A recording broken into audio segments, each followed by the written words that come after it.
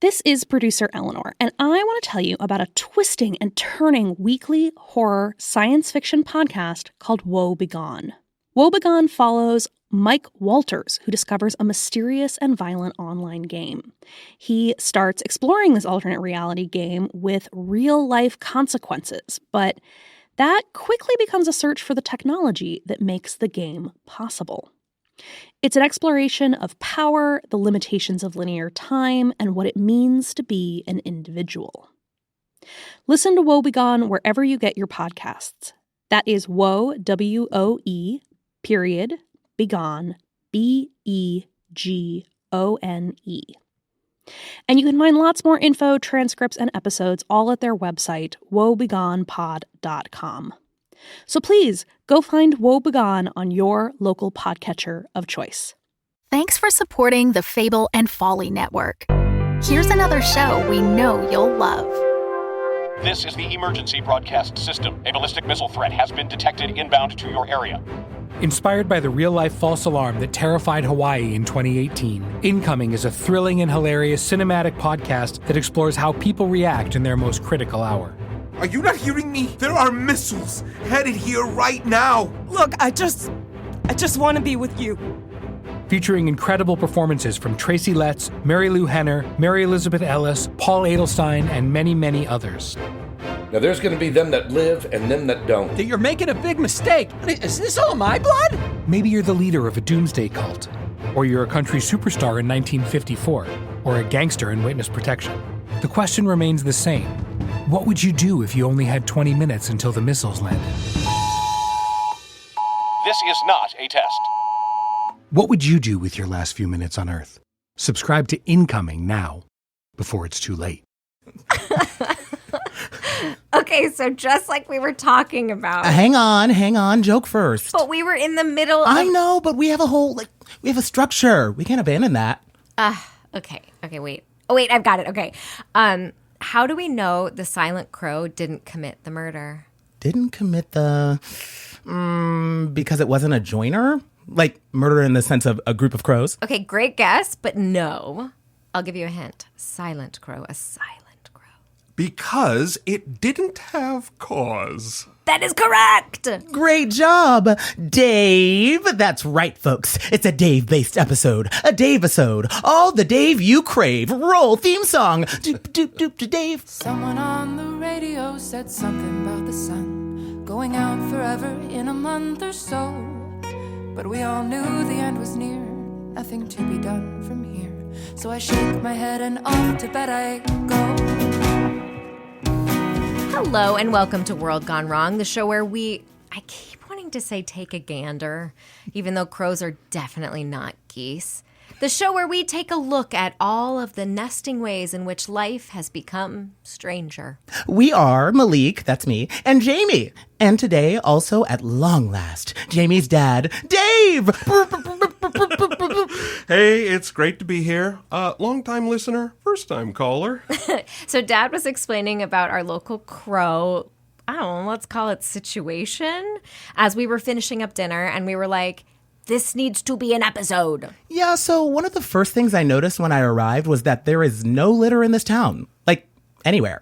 So Malik and I were taking a walk down Main Street when we saw a person who will remain nameless try to toss an empty bag of chips on the sidewalk. And suddenly this person was besieged by crows on all sides, and the crows were like, peanuts, peanuts, peanuts, screaming, peanuts. Screaming is accurate, which is not what you did, but I'm gonna forgive you.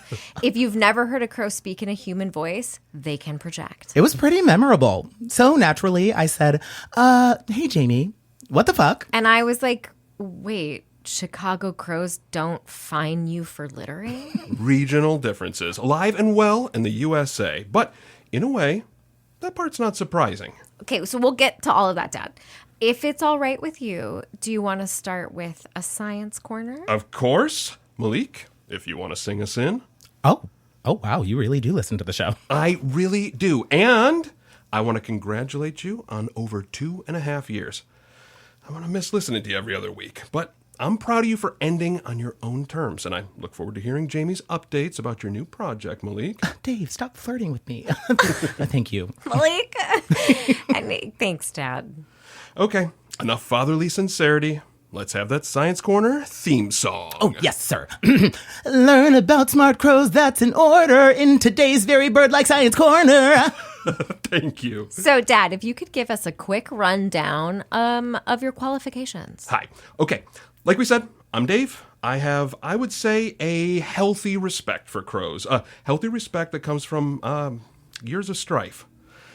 Does strife feel too dramatic? In this case, I think it feels about right. All right. The year was 2003. Oh, wow. We're really going back. George W. Bush was in his first term. The Human Genome Project announced they'd finished their work mapping the human genome. Evanescence's Bring Me to Life. Malik? Bring me to... Wake me up, Princess can't wake up, wake me up, save me. Go ahead. It's too far. No, it was perfect, thank you. And my dad was getting into gardening. Okay. And I decided, and here was my mistake, to plant a few edible plants. Blueberries, potatoes, and the Jacob's cattle bean, which, as it happens, are all potential food for crows. And it turns out, once they decide you're a food source, it's pretty hard to get crows to stop eating your crops. All right, crows are supposed to be afraid of owls, so I bought one of those plastic owls, hung it up.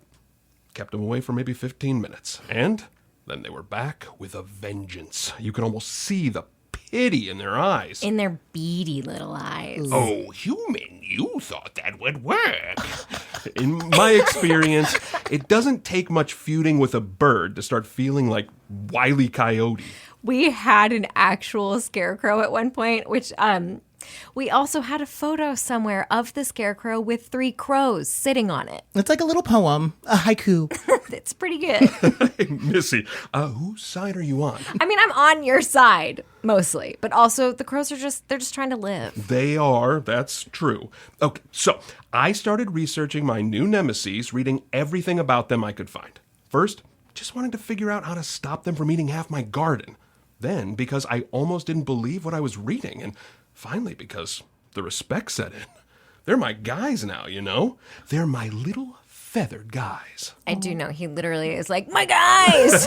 It's true. Okay, so eventually I stopped growing plants that appealed to both crows and us, and I started leaving peanuts out for them instead. Shelled and unsalted, naturally. So, a corvid intelligence. Right. Crows are part of the Corvidae family of birds. That also includes ravens, jays, rooks, magpies, jackdaws, a few more. Their brain-to-body mass ratio is roughly the same as a great ape. The thought is they develop their smarts because A, they have complex social needs, and B, they evolved in relatively unstable environments that required a lot of problem solving for them to really flourish. In fact, our primate ancestors came up in what was comparatively a much more stable, hassle-free existence. Oversimplifying a little here, apes got clever because they could. Corvids got clever because they had to. Maybe that's why we identify with them now. Brilliance in the face of adversity, isn't that what we're striving for? I think there's a lot of reasons we can have empathy for crows. First, the social aspect. Young crows will often stay with their parents for a few years to help them raise younger siblings. Crows mate for life, and we believe each crow can identify dozens of other crows by sight and sound. Adult crows who have left the nest will sometimes go back to their parents. They're capable of smoothing over social difficulties. Crows that have fought are often found grooming each other or sort of cuddling up afterwards, particularly if they were close before, which is key because it turns out crows are also capable of holding grudges. I think that's my favorite crow fact. It's nice to know humans don't have the corner on sheer pettiness. Okay, for those of you following along at home who haven't heard my crow rant. If you've never been to one of Dad's dinner parties. In which case, welcome. Pull up a chair and grab a plate. All right, the year was 2006. George W. Bush was in his second term. I'm not sure what the big songs on the radio were, but Dr. John Marsloff of the University of Washington, Seattle, was studying how crow populations affect the rest of the local birds. Part of this work involved capturing and later releasing wild crows in nets. However, His research team noticed the capturing part was getting harder and harder, almost as if the crows could identify which people were out there trying to catch them and learn to avoid them. Now, that felt like a bold claim. So, he put together an experiment to see if crows could really tell us apart. It's actually pretty interesting how they did this. First, they bought a bunch of caveman masks and a bunch of Dick Cheney masks. The way you do whenever you're doing science. Do we know why cavemen and why Dick Cheney? That's probably just what the nearest mask store had in large quantity. I doubt they had the time or funding to make an artistic statement. That's too bad, because my brain is immediately jumping to the symbolism. Who is more advanced, the guy who just discovered fire or the guy who lied to get us into a war in the Middle East? Yeah, I know my answer. I know mine too.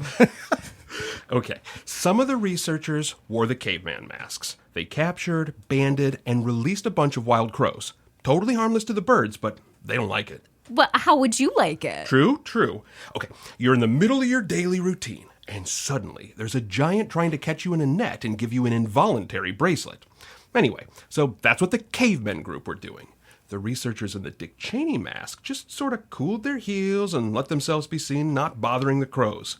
When the researchers put their masks on again and returned to the site later, they found those wearing the caveman masks were getting scolded, mobbed, dive-bombed, while the Dick Cheney mask researchers were mostly ignored. Dad, mostly? Well, that's what the literature says. I like to think there was one politically progressive crow giving Cheney the business. This is the best day of my life. Dave, you are a joy. Yes, I love that. Caw, you're a war criminal. Yes, and okay, interestingly, the birds diving at the caveman researchers included crows who hadn't been banded at all. It seemed like word had spread. So they don't just hold grudges, they also gossip. Okay, it sounds familiar. It's possible that they have a command meaning, let's get them. In which case, you'd only need one banded crow to communicate to the others. But it's also possible that they have some means to pass on information to each other. Researchers have found that a flock of crows can keep up a negative reaction to a specific human face for up to 5 years, including crows who weren't born yet when the initial event happened, which suggests they're teaching their children in a way we used to think was only possible in highly social mammals. Do we know what they're looking for in identifying human faces? Good question. Eyes, nose, and mouth. Really? Well, what else would they be looking for on a face? No, I mean, what part of the brain are they using to memorize human eyes, noses, and mouths? That's not something they would have initially evolved to be able to do, right? It speaks to some pretty impressive neuroplasticity, yeah. And, okay, for the listeners at home that aren't brain science geeks. Okay, one of the coolest things about the brain is the way it can rewire its own connections based on how you use it. This allows us, and say crows, to learn new skills and adapt to unforeseen challenges. And when it comes to crows, they can pick out a person they've deemed as dangerous regardless of the lighting, the angle, the context, the distance, or even if the person deliberately changes their clothes or their gait. So if you do need to ban crows... Invest in a costume, my friend. The research suggests that people working for animal rescue who are taking care of sick or injured crows should wear disguises, especially masks, because even if you're saving that crow's life, they don't really see it that way. Just maybe not Dick Cheney masks, unless you feel like unintentionally making a statement. My guess is those are harder to come by 20 years later. But I think the moral of the story is pretty clear. Don't be mean to crows. Oh, well, don't be mean to any animal, even if the only consequence is karma. Yeah. But especially, For sure. Now, if crows decide you're the enemy, it doesn't mean for sure you'll be dive-bombed. There are cultural differences from one flock to another about how they deal with a hostile human. Sometimes it's a lot of vocal warnings. Sometimes they mob you or observe you carefully from a distance. Crow cultural differences. Do you think that explains why your local crows have been so assertive lately? I mean, compared to the rest of the crow population, there's a pretty big gap between being quietly watched or getting mobbed, dive-bombed, as you say. Is there any accounting for the contrast in general? Are wilder crows more aggressive than city crows? Or? Actually, yes. Researchers have found that areas where humans are doing a lot of hunting tend to experience stronger, more durable grudges. Well, I mean, the stakes are higher. Exactly. Now, it is possible to reverse a crow grudge, but not without a lot of time and work. You have to create a more positive association to outweigh whatever exception they took with you. Crows can forgive? Wow, character development. And, of course, the flip side is if you do regular good deeds for crows, they can remember you in a more positive way, too. Yes, those cute puff pieces about a little kid who feeds crows, and then the crows start dropping off little presents for them. Oh, always a good time. I think I'm still stuck on crow cultural differences. Yeah, so different groups of crows can develop different behaviors. My favorite example is probably the carrion crows of Tokyo, who started dropping walnuts, kind with the shell on, onto intersections so the cars would crush the shell open for them. Wait, how do they keep from getting run over? This is the best. They watch the traffic lights and wait for the light to change. No, but that's a little eerie. I'm not sure what I think about that. Well, if it makes you feel any better, all you have to do to avoid those particular crows is not go to Japan. We think that it probably started with one or two individual crows, and they gradually learned it from each other. Cultural transmission. Cultural transmission. And then, of course, crows in Hawaii have specific tool use patterns that vary a little from one family to another and are passed down generationally. Tool use? Yeah. And it's not just objects they find. They'll alter a twig as needed to suit their purposes. Okay, I'm sorry. I'm picturing a tiny crow tool belt, like a hammer, screwdriver, wrench. A crow torch? No, wait. A crowbar? Oh my God. It's probably for the better that actual crows don't have the strength to use a crowbar. Can you imagine the mischief they'd get into? Pixar, if you want to reach out to us, our Tumblr is worldgonewrongpod.tumblr.com. Is it time for another round of bird callbacks? Because I think John Mulaney was born to play a crow. Wow, I can picture him saying, caw! Oh, my voice cracked so clearly. Oh my gosh, you two. Does it fall on me to do it? Oh, what? Back to the matter at hand. No, wait. Back to the matter at hand. There it is, sweetie. Although, speaking of crow vocalizations, crows are excellent mimics. Even before everything went weird, there are anecdotes about crows who spend a lot of time interacting with the human public, like in wildlife rehab facilities, hearing humans say caw at them all day, and then learning how to say it back the way a human would. So not caw, but just saying caw. At the risk of anthropomorphizing these birds, it kind of sounds like they know how to be sarcastic. They definitely have a sense of fun. They've been spotted doing what can only be described as playing. They'll play catch and drop with each other, or they'll slide down snowy roofs. Oh, Jamie, do you remember My Side of the Mountain? Do I remember My Side of the Mountain, the book that made me yearn to eat acorns and live in a tree? Yes. Okay, Jean Craighead George, who wrote My Side of the Mountain, also wrote a nonfiction book about all the different pets her family kept. I think I read it to you when you were little, yeah? Yeah, I feel like I vaguely remember this. There was a pretty awful story about mice. There was, yes.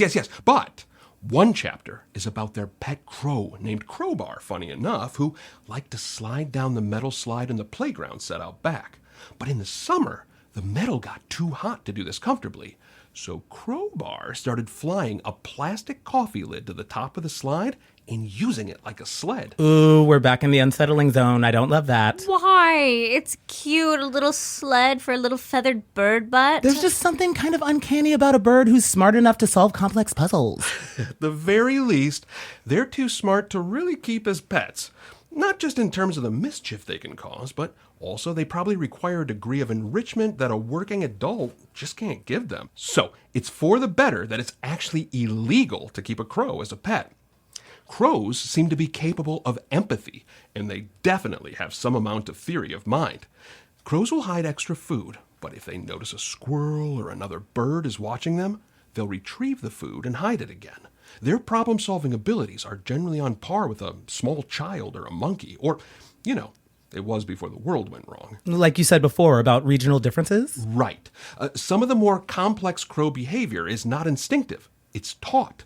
And that means those behaviors can spread from one generation to another. But it can also mean that there are variations region by region, or even flock by flock, in what crows are doing with their time. So, to bring it back around, we think what happened with our crows is they realized that sometimes when they mob us for food, we give them food. But if they do it too much, we get hostile. So they started targeting litterers. Maybe because so much litter is food waste, and they figured if someone has some food, they probably have more. Maybe they realized the rest of us weren't going to defend a bunch of litter bugs. Maybe they just don't like litter. Well, they are known to eat garbage. It's possible they want to consolidate their food sources instead of having to track down every individual scrap. So yeah, that's the situation in our town. And they always ask for peanuts specifically? Oh, they do really like peanuts. They'll definitely accept other food, but it's a preference for a lot of them. So everyone leaving their house is going, keys, wallet, phone, nuts? Wait, Jamie, do you? I keep a little packet of peanuts in my purse, yeah. I mean, I don't litter, so don't look at me like that. But it is better to be prepared. You know what it is? It's Mr. Smith Goes to Washington meets the birds. Uphold the laws or get the claws. And we haven't even gotten into the really crazy stuff the crows are doing. And we won't. We won't? Until after this commercial break. Oh. She does this all the time.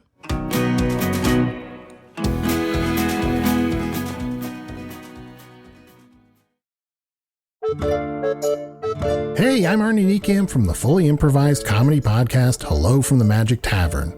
I'm here with my co-hosts, Chunt the Talking Badger, Bing Bong, and Usador the Wizard. I greet thee, listeners. Look, I'm trapped in the magical land of Foon, so I started a podcast interviewing elves, unicorns, and other weirdos. We have great guests like Felicia Day, Jason Mantzoukas, Brennan Lee Mulligan, Amy Mann, and so many more. Oh, and I think one time we interviewed a sentient shoe? I hope it was sentient. Not to mention the evil people we've had to interview. How I hate evil. Join us as we bar crawl across the magical land of Foon. Looking for adventure. Getting caught up in escapades. Hello from the Magic Tavern is available right now on your favorite podcast app and ad-free and with lots of bonus content on Patreon. Subscribe to Hello from the Magic Tavern today.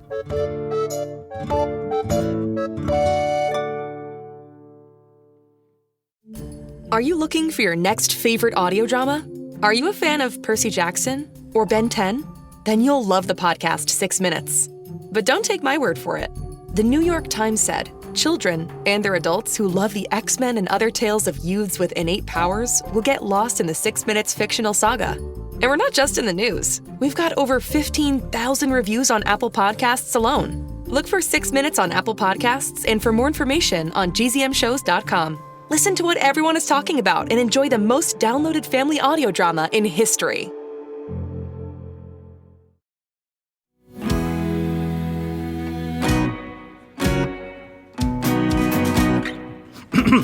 Hello, World Gone Wrongers. We are back, and we are talking about the civic duty crows of small town Colorado. Hello! Hi! So, of course, when Jamie informed me that there is a crow-level fine for littering in her town, I had questions. Questions like, what the fuck? And how the fuck? But also, how far does this kind of behavior extend? Just what else are the small town Colorado crows getting up to? And the first thing that occurred to me was the voting thing. The voting thing. Jamie, would you like to be more specific about the voting thing? So, to be fair, I don't know if the crows are actually going to make a habit out of this. To be fair to who? Voters? Crows? I'm just saying it's only happened twice. The next election isn't until later this fall, so we'll have to see if this is a fluke or a pattern. If what was a fluke or a pattern? Okay, so I think, unlike other birds who have mostly kept to themselves since developing the ability to talk like us, the crows might have been listening in on us a little. Yeah, that does seem reasonable, given what happened. And the crows got a little caught up in the importance of local elections. They could have been listening in on me, actually. My little girl is all grown up and possibly influencing Corvid cultural practices. Okay, so they somehow made the link civic participation is good. Then what happened? The crows also made the link between civic participation and getting the little I voted sticker. We already know they can train themselves to recognize human eyes and noses, so apparently they use those skills to zero in on our stickers. Or zero in on people who didn't have stickers. People even tried using other stickers, like the little stickers that come on produce, and no dice. So yeah, in short, during the special election for the school board seat, the crows instituted another fine for not voting. And then at the end of June, we had another election, and they kept it up. Wow, your town's crows must have a wealth of peanuts by now. Oh no, this fine was for anything shiny. Which is interesting because usually it's only captive crows that are interested in shiny objects. Hang on. No, go back. Your town's crows were mugging people? You know, the word mug, as in beating someone up and taking their valuables, has sort of an interesting etymology. No, we're talking about how your crows in your picturesque little hamlet have turned to a life of crime. Okay, Tippy Hedren. Yeah, somebody needs to update the song. Try that in a small town. Reflect the actual realities of being dive-bombed by crows who are working very hard to take your smartwatch because you decided to wait to vote until your lunch break. Were there complaints? I remember how up in arms this place got when the first tree lady appeared. You know, not as many as you'd think. We did have an emergency town meeting, and Dad was our local crow expert. Okay, I want to hear everything. I was actually in Boulder at the time, but... Were you on a date with your lady love? Maybe. Listeners, I have met Jamie's significant other, and don't worry, they are adorable together. So, Dad, if you feel like weighing in. Oh, I totally approve of Jamie's girlfriend. Anyone who makes my girl happy. Dad, I meant about the meeting. Oh. Yeah, I explained to everyone about how crows tend to get more aggressive in areas with extensive hunting. I pointed out that our old definition of aggressive did not include crows can understand us, and they know that we can understand them, and also that they can tell us apart by our faces. That tended to slow down the more gung-ho individuals. In the meantime, we decided to be generous with the I voted stickers, to use them to signify, hey, I definitely intend to vote today. And people prone to wearing shiny jewelry tucked it into their clothes before going out for the day. Do you think it's boosted voter turnout? I think I'm too close to the issue to answer that. I would say as far as the school board elections went, it probably helped turnout that one candidate was so much more qualified and reasonable and intelligent, just for instance. Oh, thank you. But my guess is that the crow stunt has been increasing civic engagement. For one thing, studies show, especially among young people, that something as simple as the weather can have a huge impact on whether or not they make it to the polls. Well, that's depressing. Yeah. It's something for like every centimeter of rainfall that day, there's a little under a percentage point of voter turnout. And sunshine, although harder to quantify, increases turnout. But among young people, the effects are up to 6 times higher. People my age tend to vote no matter what, but young folks can be swayed. And speaking purely anecdotally, young people are who really clinched Jamie's win. So you're saying... The crows might have made the difference in the success of my campaign. Yeah. Looking at the numbers, that is possible. That is cool. And a little creepy. Do you feel like beholden, serving the interests of big corvid? Only insofar as their interests include respecting animals and the environment. Although, part of the reason crows are so known to us as humans is because they have mastered city life. I'm still thinking about the Tokyo crows employing cars to smash walnuts. And then obeying local traffic laws to safely retrieve them. Yes, thank you. Shouldn't it be a comfort that primates are not the only creatures out there with complex thought? It means we're less alone. Also, it's not like humans have done a great job wielding that power. You're saying the age of the crow is upon us? I don't think that's exactly what I'm saying. Oh, I'll say it. The age of crows is upon us. Thank you, Dave C. There is also the crosswalk issue. Yes! Oh my gosh, I forgot about the crosswalk. What happened with the crosswalk? We don't have one. Okay, a very short story. No, I mean, we need one outside the local elementary school. Yes. The rationale is that most kids take the bus, which drops them off directly in front of the school, and so it's not necessary. The rationale is stupid because kids living a few blocks away are obviously going to walk. I hate to pull a in my day, but in my day, kids living within a mile would definitely be walking. Good for the brain. Of course, nobody knew that yet. It builds character. Well, not even. It was just what you did. And then, with the 24-hour news cycle, people got so worried about stranger danger that the climate changed. Thank you for not blaming our generation. Oh, yeah. In no way your fault. Looking at the larger patterns of history, the 1950s and 1960s were an aberration anyway. We can't go back to that, and also, we shouldn't try. Sorry. This is the other dinner party rant. Jamie, can I just say? Yeah? I see where you get it. Thank you. Oh, well, that was adorable. Back to the matter at wing, back to the matter at beak. The crosswalk. Okay. So kids crossing the road in front of the school used to be more or less at the mercy of traffic. It was not ideal. We did have crossing guards, but then the budget was cut a few years ago, unfortunately. So the crows started escorting kids across the road. They what? Like little bird guardians? Little bird crossing guards? It is less cute than it sounds. It sounds really cute.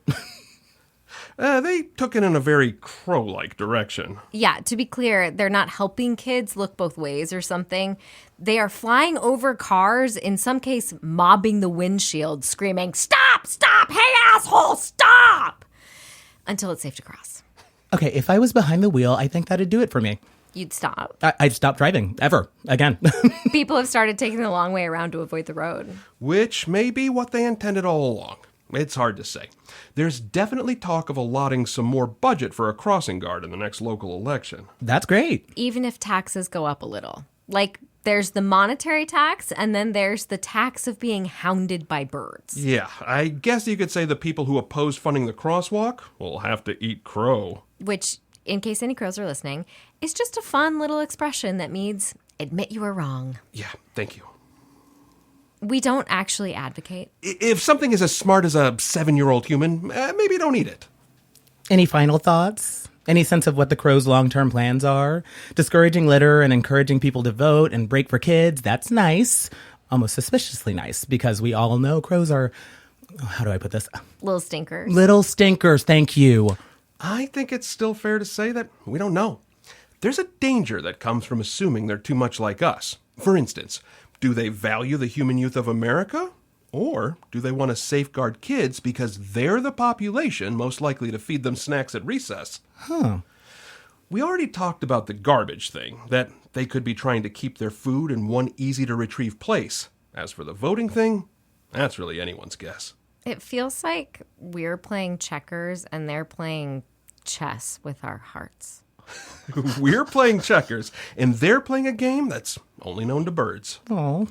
Well, thank you, Dave. This has been informative and unsettling. It is a privilege to be on my favorite podcast. And thank you, Jamie.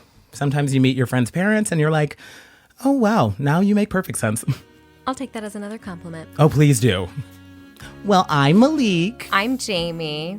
Dad, if you want to take this part. It would be my honor. We know things are getting weirder every day, but we hope you're baseline. And we wish you were better tomorrow. All right. Who wants dessert? Me. Yes, thank you. That's my love language. Dessert. And even when it's ashes, there'll be part of me that wishes we could stay. Jamie and Malik are played by Hilary Williams and Michael Turrentine. Dave was played by Nate DuFort. This episode was written by Jessica Best. Directed and edited by Jeffrey Nils Gardner. Our show art is by Carly Fairbanks. And our bangin' theme song is Falling in Love at the End of the World by Olivia and the Lovers. World Gone Wrong is produced and created by Jeffrey Nils Gardner and Eleanor Hyde. This is a production of Audacious Machine Creative.